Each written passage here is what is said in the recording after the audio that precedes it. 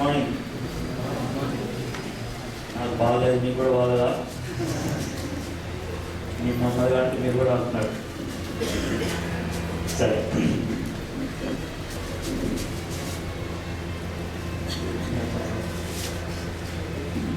సరే. చాలామంది యూత్ మీటింగ్కి వచ్చినప్పుడు పెద్ద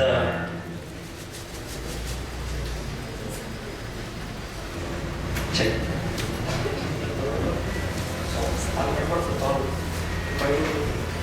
చెక్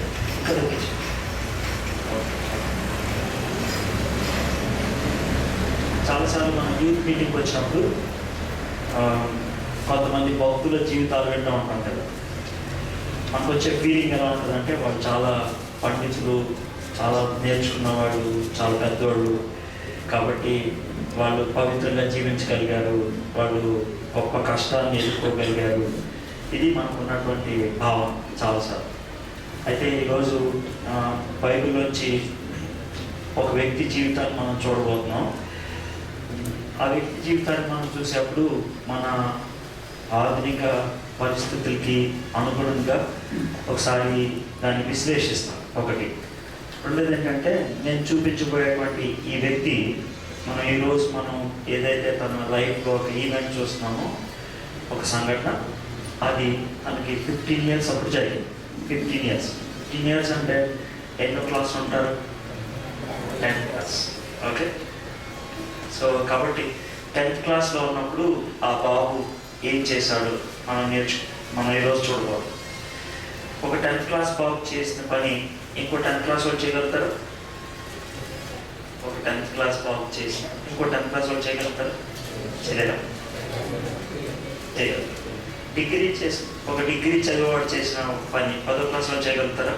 చేయలేరు కదా. ఒక 10th class చేసినవాడు పని డిగ్రీ చేసినవాడు చేయగలుగుతాడా? కాబట్టి ఇప్పుడు మనం 10th class వాడి గురించి చదువుతున్నాం కాబట్టి అందరూ చేయగలుగుతారు కదా, ఆ వయసు దాటినాడు. అది నా యొక్క బిగినింగ్ లాజిక్. ఒక 10వ class రోడ్డు జీవితం గురించి చూడబోతున్నాం. మన క్రైస్తవుల్లో అతి ఎక్కువగా వాడబడే పేర్లులో 2 పేర్లకి చాలా ఎక్కువ ఓట్లు వస్తాయి. ఒకటేమో దానియేలు, ఇంకోటేమో దావీదు కదా. దానియేలు దావీదు జీవితాలు పరస్పరము చాలా ఆపోజిట్ లాగా అనిపిస్తాయి. పరస్పరం చాలా ఆపోజిట్. ఎందుకు అనంటే,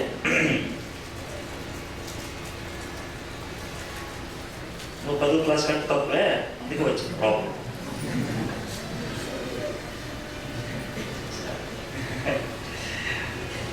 ఒకవేళ దానియేలును ఒక పక్కన, దావీదును ఒక పక్కన కూర్చోబెట్టి మనం ఇద్దరిని ఒకే రకమైన ప్రశ్నలు అడిగితే వాళ్ళు ఇచ్చేటువంటి జవాబులు ఎలా ఉంటాయో మనం ఒకసారి చూద్దాం, ఊహించి.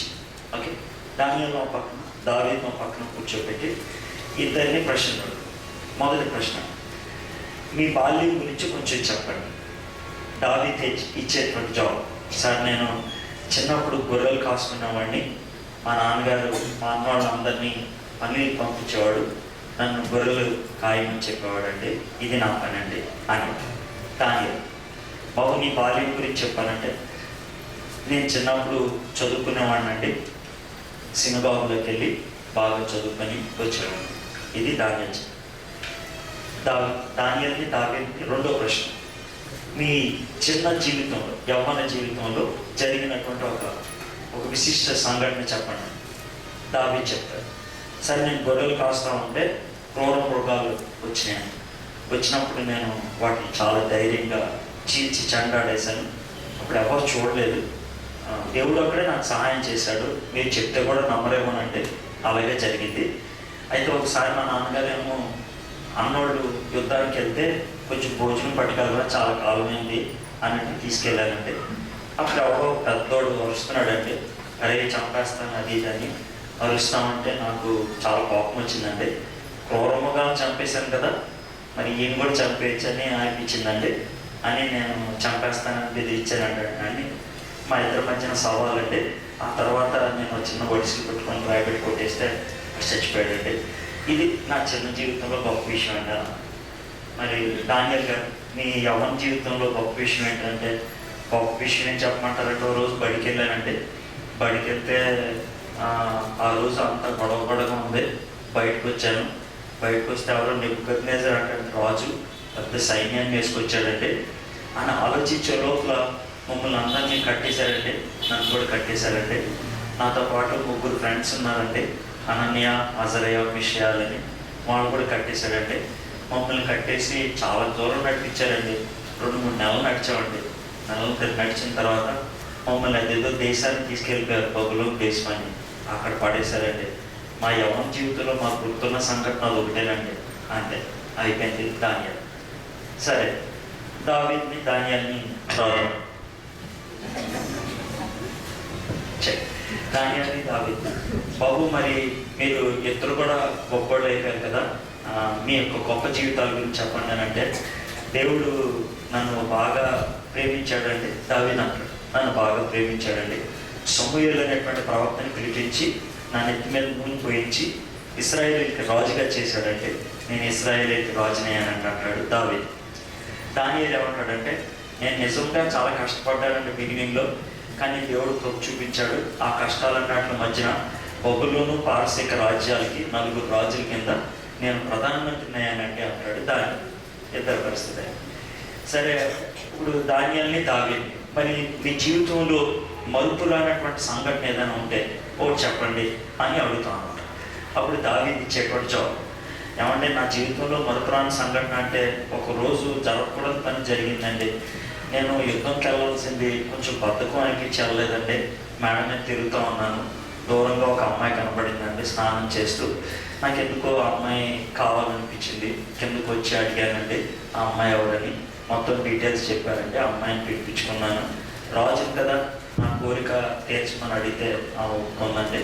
అయిపోయింది కదా అనుకున్నాను. మరి 4 నెలలకి నాకు గర్భం అని అన్నది. నేను ఏం చేయాలో అర్థం కాలేదు. తప్పించుకోవడానికి అనేసి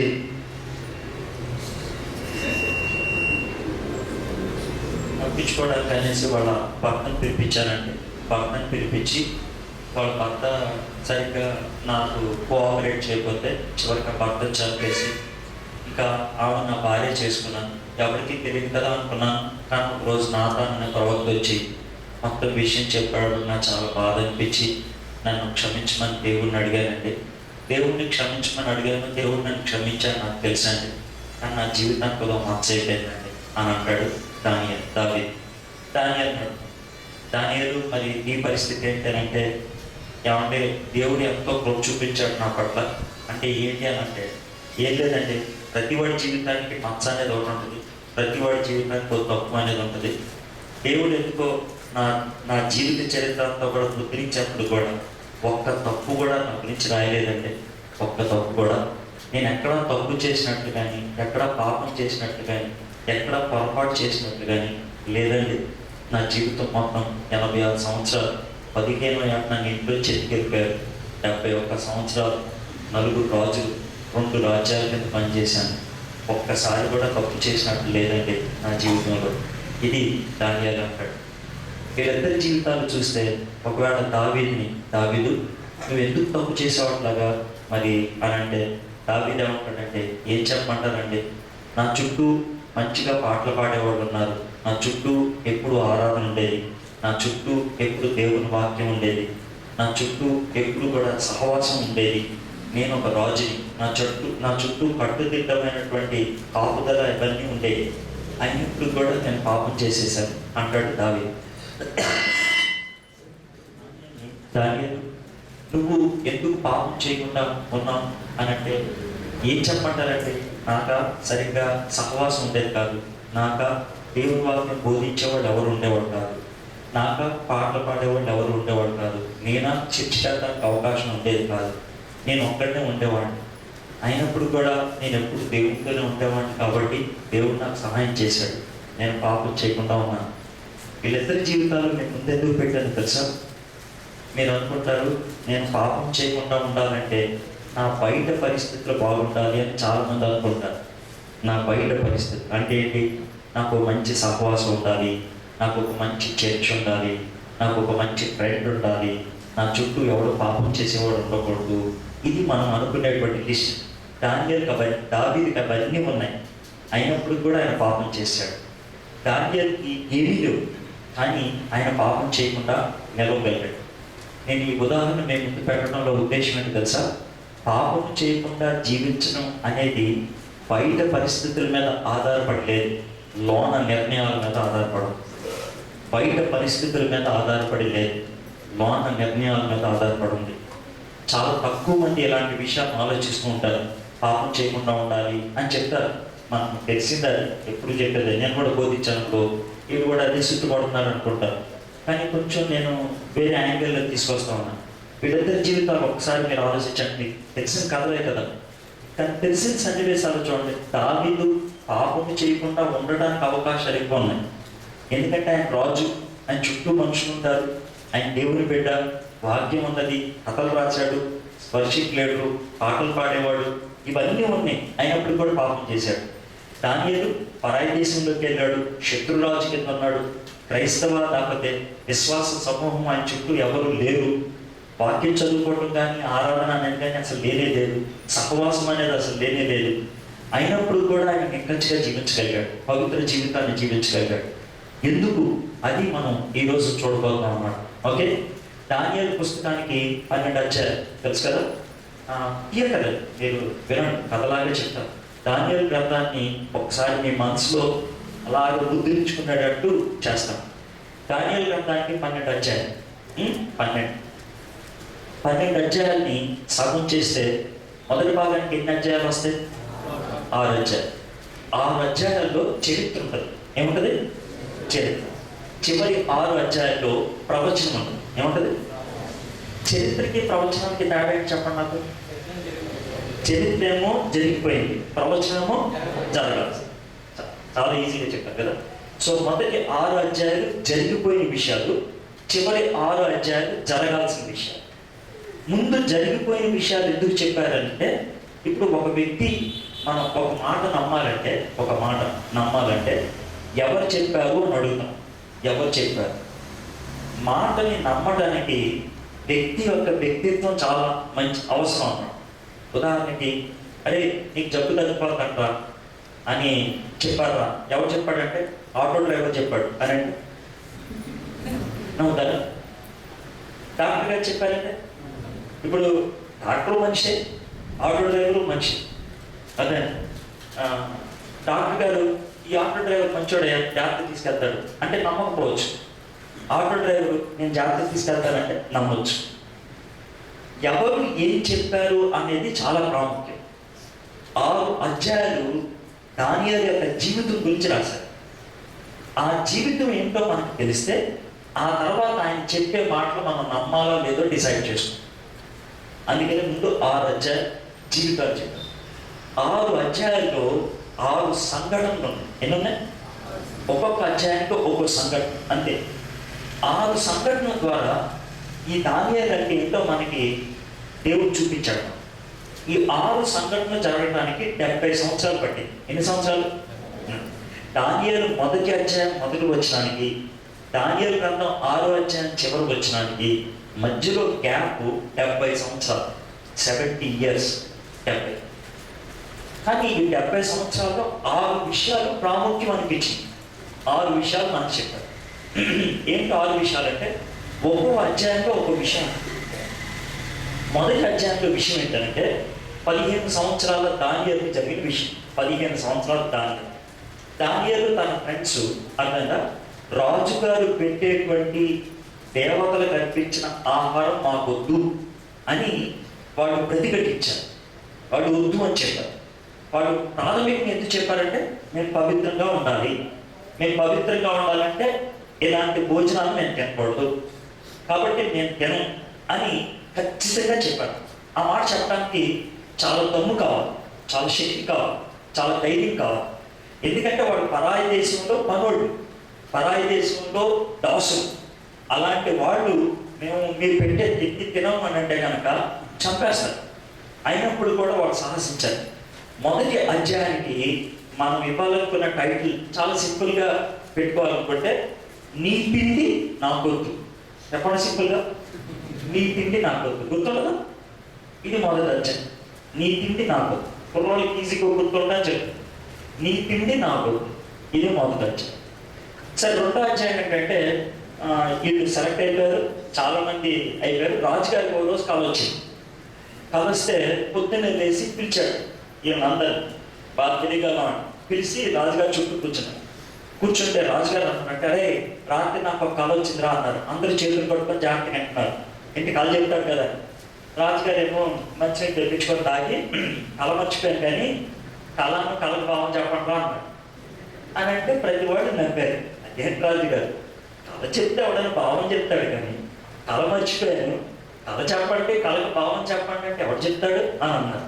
అంటే కుదరదురా, మీకు ఎంతకాలం పోషించారు, ఎంతకాలం పెంచారు, మీరు చెప్తే చెప్పండి, లేదా 24 గంటల మొత్తం అందరినీ చెప్పేస్తాను అని అన్నాడు. అని అంటే వీళ్ళంతా కొనుక్కుంటా ఉన్నారు. దానియేలుకి తెలిసింది ఈ విషయం. వీళ్ళంతా కొనుక్కుంటూ టెన్షన్ పడుతూ ఏడుస్తూ ఉంటే ఏమైందిరా అని అన్నాడు. ఇది అని అంటే గొడవ పడకండి, 24 గంటల టైం ఉంది కదా, నేను నా ఫ్రెండ్స్ ప్రార్థన చేస్తాం, దేవుడు మాకు బయలుపరుస్తాడు అని అన్నాడు. పొద్దున్నే రాజుగారి దగ్గరికి వెళ్ళి, రాజుగారు ఈ కళ ఇదే కదా అన్నాడు. కరెక్ట్నే, మీకు ఎలా తెలిసిందని దేవుడు చెప్పాడే, నేను పాపం ఇదే అన్నాడు. ఇది రెండో అధ్యాయం. సో రెండో అధ్యాయానికి మనం ఇచ్చే టైటిల్ ఏంటంటే, రాజా ఇది నీ కళ, కళకు బాగుంది. రాజా ఇది నీ కళ, కళకు బాగుంది. మొదటిది రాజా ఈ తిండి మాకు. 2 అధ్యాయాలు అయిపోయినాయి. 3వ అధ్యాయం. ఈ 3వ అధ్యాయానికి 2వ అధ్యాయానికి మధ్యన 10-15 ఏళ్ళు తేడా, 10-15 ఏళ్ళు తేడా. దానియేలేమో ఆ కళకి భావం చెప్పడంతో ప్రధానమంత్రి అయిపోయాడు. దానియేలు ప్రధానమంత్రి అవ్వగానే, రాజుగారు మరి నేను ఇలా కళకి భావం చెప్పడానికి నాకు 3 ఫ్రెండ్స్ బాగా ప్రేర్ చేసి సహాయం చేశారు, వాళ్ళిద్దరికి చిన్న చిన్న పోస్టులు ఇవ్వండి అన్నాడు. 3కి అంటే వాళ్ళ 3కి పోస్ట్ ఇచ్చారు. ఒక్కొక్కరికి ఒక్కొక్క కలెక్టర్ పోస్ట్. అంటే ఈ జిల్లా కలెక్టర్, ఈ జిల్లా కలెక్టర్, ఈ జిల్లా 3 కలెక్టర్లు, ఈయనేమో ప్రధానమంత్రి అయ్యి నడుస్తుంది. 10-15 ఏళ్ళే. దానియేలు అక్కడికి వెళ్ళి ఉంటాడు. రాజుగారికి ఏమో ఒక విచిత్రమైన కోరిక వచ్చింది. ఆ రాజుగారి పేరు నెబుకద్నెజర్. ఏం కోరిక అంటే, ఆయన ప్రతిభ అందరికీ చూపించాలని 90 అడుగులు, 90 అడుగులు అంటే 8 అంతస్తుల డాబా ఉన్న మేడ ఉందనుకో, 8వ అంతస్తు మీదకి ఎక్కితే ఎంత ఎత్తో అంత ఎత్తామన్నమాట. 90 అడుగులు అంటే అంతస్తుకి 10 అడుగులు ఉంటాయి, 8 అంతస్తులు అయితే 90 అడుగులు అవుతాయి. సో 90 అడుగులు ఎత్తు, 6 అడుగులు వెడల్పు ఒక బంగారు బొమ్మను తయారు చేశారు. ఎంత బంగారం కదా, అంత పెద్ద బంగారు బొమ్మను తయారు చేసి ఏమన్నాడంటే, అందరూ డబ్బులు కొడతారు, డబ్బులు కొట్టినప్పుడు ప్రతి వాడు దీన్ని దాంట్లో పెట్టాలి అన్న. అంటే 3 కుర్రాడు మేము పెట్టాం సార్ అన్న. పెట్టకపోతే అగ్నిలో పడేస్తాం అన్న. అప్పుడు అలా అన్నారంటే, మా దేవుడు కాపాడతాడంటే, కాపాడకపోయినా పర్లేదంటే మేము పోతాం కానీ దాంట్లో పెట్టాం సార్ అన్నారు. ఇది 3వ అధ్యాయం. దేవుడు వాళ్ళని అద్భుతంగా అగ్నిలోంచి కాపాడాడు, మీకు తెలిసిందే కదా అది. కాబట్టి 3వ అధ్యాయం మనం ఇచ్చే టైటిల్ ఏంటి తెలుసా? రాజా నీ బొమ్మకి దండం పెట్టడం. మొదటి అధ్యాయం రాజా నీ తిండి మాకు వద్దు. 2వ అధ్యాయం రాజా నీ కళకు బాగుంది. 3వ అధ్యాయం రాజా నీ బొమ్మకి దండం పెట్టడం. 3 అధ్యాయాలు అయిపోయినా. సరే, ఇది జరిగి ఇంకో 10-15 ఏళ్ళు అయింది. అర్థమైందా? నెబుకద్నెజర్ ముసలోడు అయిపోయాడు, కొంచెం పెద్ద వయసు వచ్చేసింది. కళ వచ్చింది మళ్ళీ నెబుకద్నెజర్. కానీ ఈసారి కళ గుర్తుండి దానియేలు పిలిపించాడు. దానియేలు రా అన్నాడు. ఏంటంటే, నాకు ఒక కళ వచ్చిందయ్యా, కళ ఏంటో అర్థం కావట్లేదు అన్నాడు. చెప్పండి రాజుగారు అన్నాడు. కళ చెప్పాడు. దానియేలు కూర్చొని ఏడుస్తున్నాడు. ఎందుకే ఏడుస్తున్నావు అన్నాడు. ఏం చెప్పాలి రాజుగారు, మీరంటే నాకు చాలా ఇష్టం, ఈ కళ మీకు వచ్చి వచ్చింది, ఇది చెడ్డ కళ సార్, శత్రువుకి వచ్చిన పోయేది అన్నాడు. ఏంటయ్యా చెప్పన్నాడు. ఏం లేదు రాజుగారు, మీకు గర్వం వచ్చిందేనా అన్న, మీరు జంతువులాగా తయారైపోతారు సార్, అది దేవుడు చెప్పింది అన్నాడు. సరే జాగ్రత్త చూసుకుంటానులే, గర్వం రాకుండా అని అన్నాడు. కానీ ఒక దినాన్న తన కోట ఉంటుంది, కోట మీద తిరుగుతూ ఉన్నాడు. బిల్డింగ్లన్నీ వర్షం కనబడుతూ ఉన్నాయి. ఎంపీ పెట్టించింది నేనే కదా, నేను చాలా గ్రేట్ అని అనుకున్నాడు. అంతే, ఈ గోల్డ్ 7 ఉంటే గ్రాఫిక్ సినిమాల్లో వచ్చినట్లు గోల్డ్ ఇలా వచ్చేసింది. ఈ ఎంటుకలు ఉన్నాయా అలాగ పొడిగైపోయినాయి. ఒక ఎలుగు పంటలాగా తయారైపోయాడు. ఆయన అడవిలోకి తోస్తారు. 7 సంవత్సరాలు అడవిలో బతికేశాడు. ఇది 4వ అధ్యాయం. అదే 4వ అధ్యాయానికి మనం ఇచ్చే టైటిల్ ఏంటంటే, రాజా నీకు కొంచెం గర్వం ఎక్కువైంది. నా మొదటి అధ్యాయం రాజా నీ తిండి మాకు. 2వ అధ్యాయం రాజా కళకు బాగుంది. 3వ అధ్యాయం రాజా నీ బొమ్మకి దండం పెట్టు. 4వ అధ్యాయం రాజా నీకు కొంచెం గర్వం ఎక్కువైంది. 4వ అధ్యాయం. అయ్యి ఈ నెబుకద్నెజర్ చచ్చిపోయాడంటే ఆ కొడుకు రాజయ్యాడు. తండ్రి కంటే దరిద్రుడు కొడుకు ఏం చేశాడంటే ఒక రోజు పార్టీ పెట్టుకున్నాడు. ఆ పార్టీకి ఈ దేవాలయంలో ఉండేటువంటి పాత్రలు ఉంటే ఆ పాత్రలో రమ్ము విస్కీ బీరు పోసుకొని తాగుతున్నాడు. మనోడు పార్టీ చేసుకుంటాడు. పార్టీ చేసుకుంటే ఒక్క చెయ్యి ఒక్కటే వచ్చి గోడ మీద రాస్తే అది ఏంటంటే అప్పటికి అర్థం కాదు. టెన్షన్ మళ్ళీ గుర్తు వచ్చింది. మా నాన్న ధాన్యాలు ఉన్న ఆయన వాడేవాడు, అది ధాన్యాలు ఎట్లా అన్నాడు. ఇది ఎట్లా చదవరు అన్నాడు. మనోడు చదివి రాజుగారి వైపు తిరిగి, రాజుగారు మీ నాన్నగారి దగ్గర నుంచి ఒక్క మాట కూడా మంచిది నేర్చుకోలేదు. మీ నాన్నగారు గర్వంతో పోయాడు, నువ్వు కూడా అలాగే పోతావు, అదే నా ఎక్కడ చెప్తుంది, నువ్వు కొద్దిసేపు పోతావు అని. చాలా థ్యాంక్స్ అయ్యా, మంచి మాట చెప్పావు, గురించి ఇచ్చాడు, తర్వాత పోయాడు. ఇది ఐదో అధ్యాయం. అర్థంగా. సో మొదటి అధ్యాయము రాజా నీ తిట్టు మాకొద్దు. రెండో అధ్యాయం రాజా నీ కళ కాలకపోవడం ఇది. మూడో అధ్యాయం రాజా నీ బొమ్మకి దండం అంటాడు. నాలుగో అధ్యాయం రాజా నీ కొంచెం కాలం అయిపోయింది. ఐదో అధ్యాయం రాజా మీ నాన్న దగ్గర చస్తా నేర్చుకోలేదు. ఐదో అధ్యాయం. ఇక ఆరో అధ్యాయం ఇది చివరి సంఘటన అన్నమాట. దానియేలు ముసలోడైపోయాడు. దగ్గర 80 ఏళ్ళు వచ్చేసింది. చాలా ముసలోడైపోయాడు. ముసలోడైపోతే ప్రజలు కొంచెం కుళ్ళు ఎక్కువైపోయింది. ఎందుకంటే ఈ పోస్ట్ ఎప్పుడు మారదు. రాజు మారిపోతాడు, రాజ్యాలు మారిపోతాయి, వీడి పోస్ట్ మాత్రం మారదు. వీడు మాత్రం స్థిరంగా అక్కడ ఉన్నాడు. ఏమన్నా సరే ఈ పోస్ట్కి దెబ్బ కొట్టాలి అంటే వీడు పోస్ట్ ఎందుకు కొట్టాలంటే ఎవడో చెప్పాడు. సార్ ఈ రోజు ప్రార్థన చేస్తాడు సార్, ఆ ప్రార్థన ఆపేసామనుకో కథం సార్ ఇలా అని అంటే మనం ఏం చేస్తామని ఒక రూల్ పెట్టారు. 4 రోజుల దాకా ఎప్పుడు ప్రార్థన చేయడం వీలేదు. దానియేలు అక్కడ కుదరదయా, నేను మాత్రం ప్రార్థన చేసుకోవాల్సిందే అని కిడ్నీ తీసి ప్రార్థన చేస్తా ఉన్నాడు. రాజుగారు నేను చెప్పాను కదా, మీరు చెప్పారు కదా ప్రార్థన చేయొద్దని మీరు చేస్తున్నాడు, నేను సింహాల గుంపులో వేసాను అన్నాడు. వేసాడు పాపం దానియేలు ఓ రోజంతా ఉన్నాడు. తర్వాత రోజు బయటకు వచ్చేసాడు. తెలిసిందే కదా. ఇది 6వ అధ్యాయం. 6వ అధ్యాయంలో మనం నేర్చుకునే పాఠం ఏంటంటే రాజా నువ్వు ఏమన్నా చెయ్యి, నా దేవుడి నుంచి నువ్వు దూరం చేయి. నువ్వు ఏమన్నా చెయ్యి, నా దేవుడి నుంచి నువ్వు దూరం చేయి. 6 అధ్యాయాలు 6 సంఘటనలు గుర్తుంటే ఇప్పుడు దానియేలు గ్రంథం సగం వచ్చేసిందా కదా నీకు? ఎంత సింపులే. మొదటి అధ్యాయం నీ తిండి నాకు వద్దు. రెండో అధ్యాయం కళకు బాగుంది. మూడో అధ్యాయం నీ బొమ్మకి దండం పెట్టడం. 4వ అధ్యాయం రాజా నీ కొంచెం కాలం ఎక్కువైంది. 5వ అధ్యాయం నీ బాగా ఎక్కువైంది, నేను అలాగే నువ్వు కూడా పోతావు. 6వ అధ్యాయం నువ్వు ఏమన్నా చెయ్యి, నా దేవుడి నుంచి నువ్వు దూరం చేయి. 6వ అధ్యాయం. ఇదంటే 70 సంవత్సరాల చరిత్ర 7 నిమిషాల్లో అయిపోయిందే. చాలా సింపుల్. బైబిల్ మంచికి వస్తుంది. చదివే విధానంగా చదివితే ఎంత చక్కగా చూడండి, వదలేదు. సరే ఈ 7 అధ్యాయాలు దానియేలు జీవితాన్ని చెప్పి ఎంత మంచి దానియేలు, ఎంత గొప్ప దానియేలు నోటి నుంచి జరగబోయే విషయాలు చెప్పాడు. జరగబోయే విషయాలు 7వ అధ్యాయం నుంచి 12వ అధ్యాయం. అవి కూడా 4 దఫాలుగా చెప్పాడు. 4 దఫాలు లేకపోతే 4 ప్రవచనాలు అనొచ్చు. మొదటిదేమో 7వ ప్రవచనం. 7వ అధ్యాయంలో ఉన్న ప్రవచనం. ఈ 7వ అధ్యాయంలో ఉన్న ప్రవచనం ఏంటి తెలుసా? 4 రాజ్యాలు ఒకదాని తర్వాత ఒకటి ఏ విధంగా పడిపోతాయో 4 జంతువులతో పోల్చి చెప్పాడు. 4 రాజ్యాల పేరు చెప్పాడు. గుర్తుపెట్టు. ఇప్పుడు ఆయన ప్రవచించేకున్న రాజ్యం బబులోను. ఏ రాజ్యం? ఆ బబులోను రాజ్యం తర్వాత వచ్చే రాజ్యం పారసీక రాజ్యం. ఏ రాజ్యం? పారసీక రాజ్యం తర్వాత వచ్చే రాజ్యం గ్రీసు రాజ్యం. ఏ రాజ్యం? గ్రీసు రాజ్యం తర్వాత వచ్చే రాజ్యం రోమన్ రాజ్యం. ఏ రాజ్యం? రోమన్. ఈ 4 రాజ్యాలకి 4 ప్రాముఖ్యమైన రాజుల పేరు చెప్తా గుర్తు. నీకు ఏమన్నా అసలు ఐడియా ఉన్నా చెప్పు. బబులోను రాజ్యానికి ప్రాముఖ్యమైన రాజు పేరు తెలుసా? నెబుకద్నెజర్. Very good. పారసీక దేశానికి ప్రముఖ రాజు ఎవరు తెలుసా? దర్యావేష్. ఎవరు? దర్యావేష్. రైట్. మూడోది గ్రీసు రాజ్యానికి ప్రాముఖ్యమైన రాజు ఎవరు తెలుసా? అలెగ్జాండర్. వెరీ. రోమన్ రాజ్యానికి ప్రాముఖ్యమైన రాజు ఎవరు తెలుసా? Julius Caesar. ఎవరు? Julius Caesar. 4 రాజ్యాలు, 4 రాజుల పేరు గుర్తులే కదా.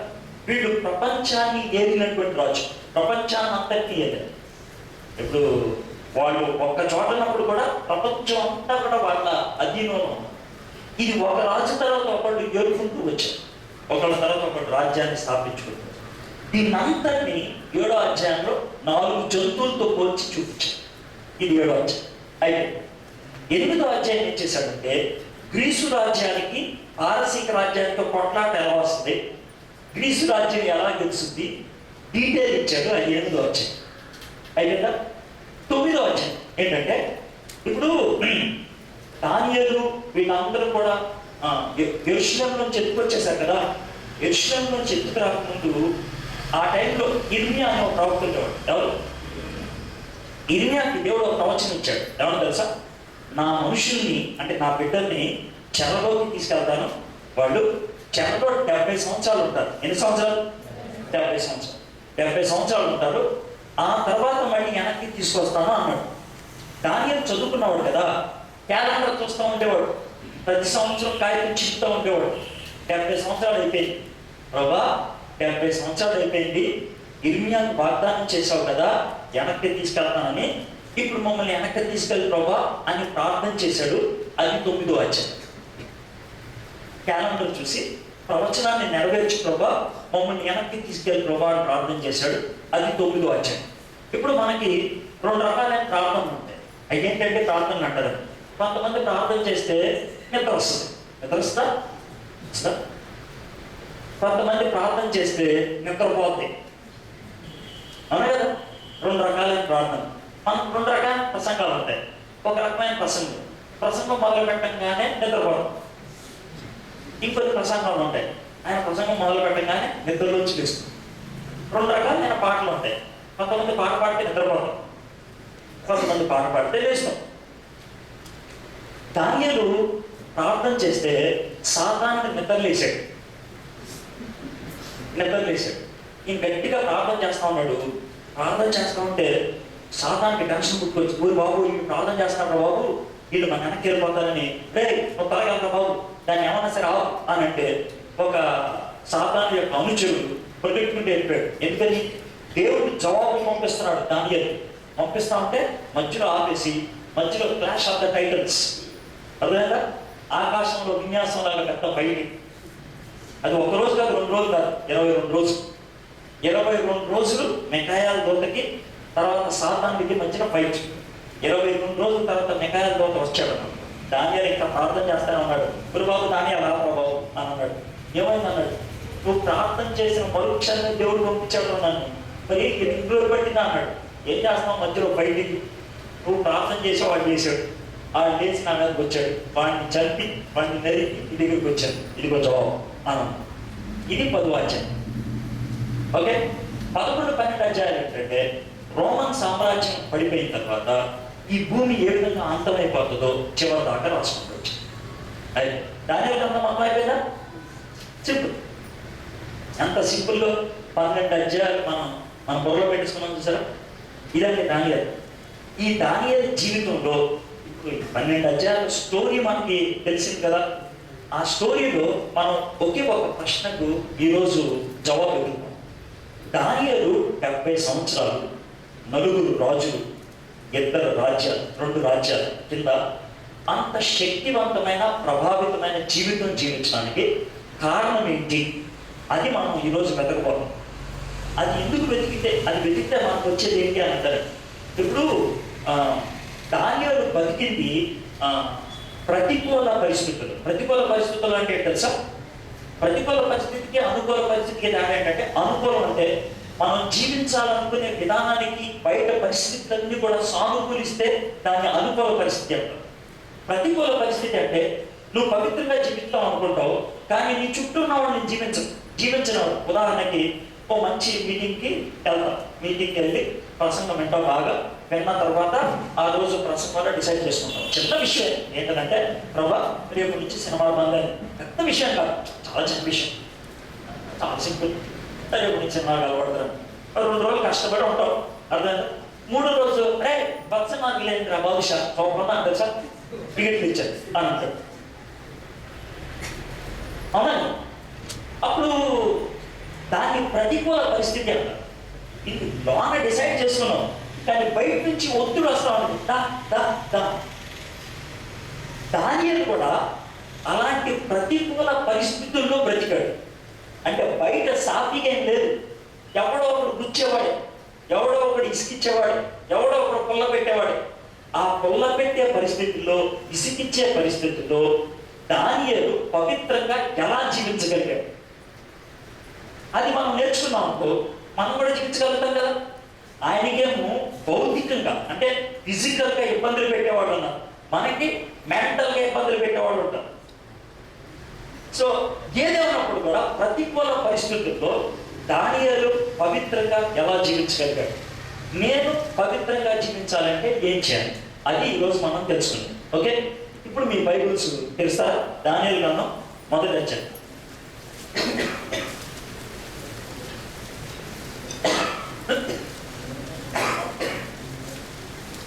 దానియేలు గ్రంథం మొదటి అధ్యాయం మొదటి వచనం చదువు. ఈసారి 700 చూడండి,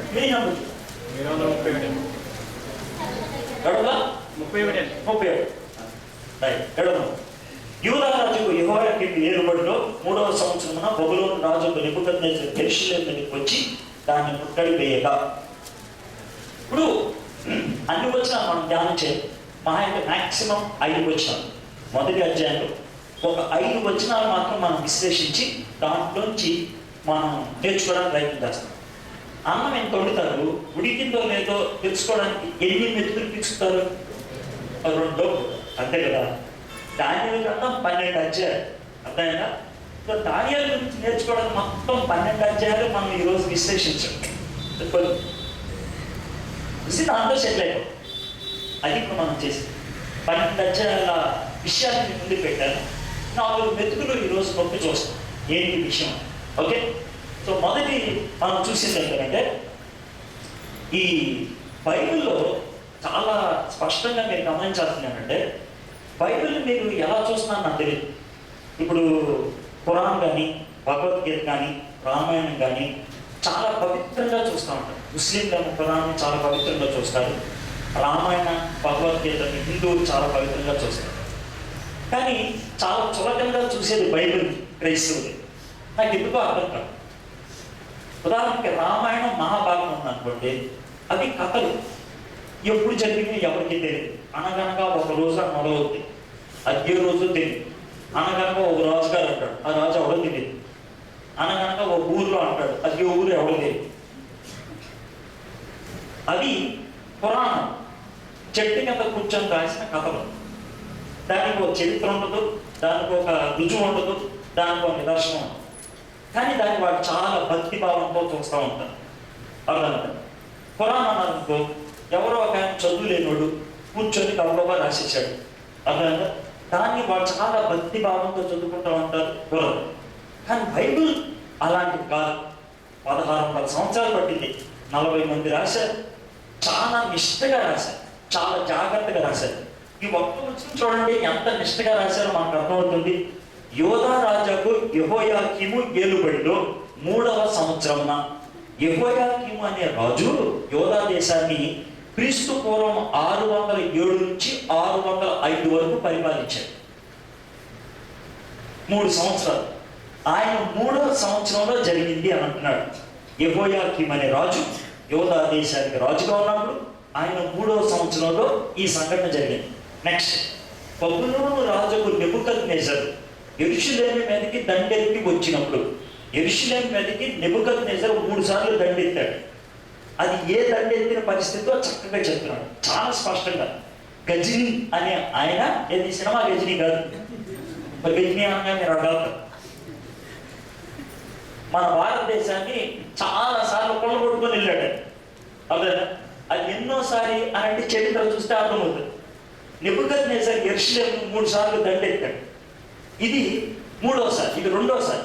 2వసారి దండెత్తినప్పుడు జరిగినటువంటి విషయం అన్నాడు. ఆయన ఎంత స్పష్టంగా రాస్తాడు. సో చరిత్ర అంత జాగ్రత్తగా రాశారు. ఓకే, యూదా రాజుకు యెహోయాకీము ఏలుబడిలో 3వ సంవత్సరంలో బబులోను రాజుకు నెబుకద్నెజరు యెరూషలేము మీదకి వచ్చి ముట్టడి వేయగా. నెబుకద్నెజరు చాలా శక్తివంతమైన రాజు, చాలా శక్తివంతమైన రాజు. తర్వాత చాలా తెలియగలిగిన వాడు. చెట్టు ఎక్కడ మనిస్తే చెట్టు నేల మీద కదా, కానీ చెట్టు గాలిలో ములిచేటట్టు చేశాడు. నిజం, నేను అబద్ధం అంటా, అది జోక్ చెప్పడు. ప్రపంచవేత్తలు 7 పురాతనమైన పురాతనమైన, ఆధునికమైన. పురాతనమైనటువంటి వింతలు 7లో 3వ వింత నెబుకద్నెజర్ యొక్క తోట.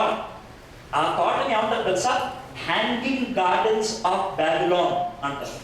హ్యాంగింగ్ అంటే వేలాడదీసే, గార్డెన్స్ అంటే తోట ఆఫ్ బాబిలోన్. బాబిలోన్ పట్టణానికి చెందింది. బాబిలోన్ పట్టణంలో గోడలు కట్టేసి పెద్ద ఆ గోడల మీద ఆయన పెద్ద తొట్లు పెట్టి చెట్టు పై నుంచి కిందకి ఏలాడేటట్టు చేశాడు.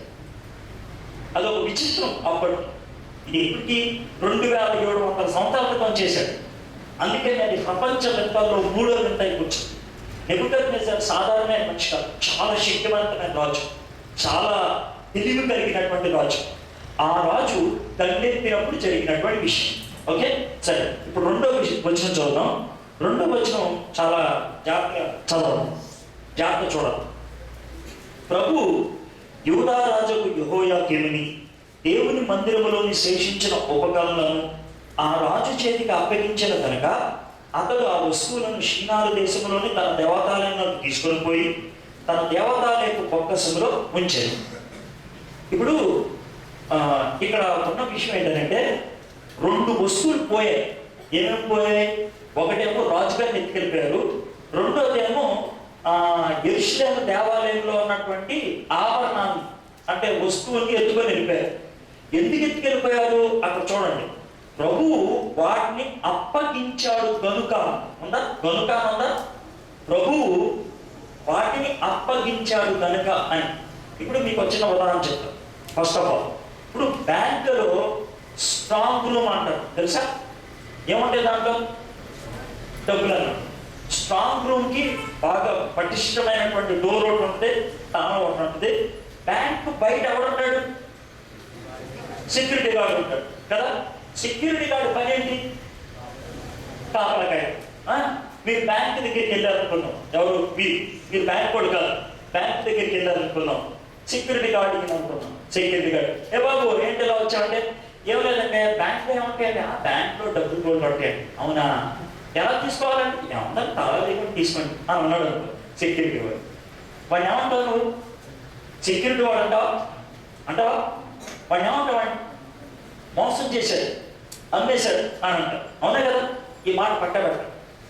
ఇప్పుడు దేవుడు గురించి మనకు ఒక స్టేట్మెంట్ ఉంది, యెహోవా నా కాపరి, నాకు దేవుడు నా సెక్యూరిటీ గార్డ్, నాకు ఇంకేమవ్వదు. అదే కదా, అది మనకు ఉన్నటువంటి మాట. ఇశ్రాయేలుని కాపాడు దేవుడు. ఆయన అసలు డే అండ్ నైట్ 24 hours